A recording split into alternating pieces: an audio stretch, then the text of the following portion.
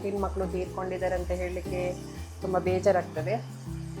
Okay, ಆಶ್ರಮದಲ್ಲಿ ಇರುವಾಗ. ಹೌದು, ಹಾಂ. ಓಕೆ. ಇನ್ನು 3 ಮಕ್ಕಳದು ಮದುವೆ ಕೂಡ ಮಾಡಿದ್ದೇವೆ. ಹಾಗೆ ಮತ್ತು ಈ 15 ಇಯರ್ಸಲ್ಲಿ ನಾನು ತುಂಬ ಖುಷಿ ಪಟ್ಟಿದ್ದೇನೆ, ನೋವು ಸಹ ತಿಂದಿದ್ದೇನೆ. ಯಾಕಂತ ಹೇಳಿದರೆ ನಮ್ಮ ಕೈಯಲ್ಲೇ ಬೆಳೆದ ಮಕ್ಕಳು ಅದು ನಮ್ಮನ್ನು ಬಿಟ್ಟು ಹೋಗುವಾಗ ತುಂಬ ಫೀಲ್ ಆಗ್ತದೆ. ಕೆಲವೊಂದು ಸಲ ಆಗ್ತದೆ ಯಾಕೆ ಇದು ಬೇಡ ಬಿಟ್ಟು ಹೋಗುವ ಅಂತ ಹೇಳಿ. ಆದರೆ ಆ ಥರ ನಾವು ಯೋಚನೆ ಕೂಡ ಮಾಡುವ ಹಾಗೆ ಇಲ್ಲ. ಒಂದಷ್ಟು ಮಕ್ಕಳು ಸಂಸ್ಥೆಯನ್ನು ಆಶ್ರಯಿಸಿಕೊಂಡು ಬಂದಿರ್ತಾರೆ, ಅವರನ್ನು ಬಿಟ್ಟು ಬಿಡುವಾಗಿಲ್ಲ. ಮತ್ತು ಬೇರೆ ಆಶ್ರಮದಾದರೆ ಮಕ್ಕಳನ್ನು ಎಲ್ಲಿಯಾದರೂ ಶಿಫ್ಟ್ ಮಾಡ್ಬೋದು, ಆದರೆ HIV ಮಕ್ಕಳನ್ನು ಬೇರೆ ಯಾರು ಸ್ವೀಕರಿಸುವುದಿಲ್ಲ ಅಷ್ಟು ಈಸಿಯಾಗಿ. ಹಾಗಾಗಿ ಬಿಟ್ಟು ಹೋಗುವಾಗೆ ಇಲ್ಲ.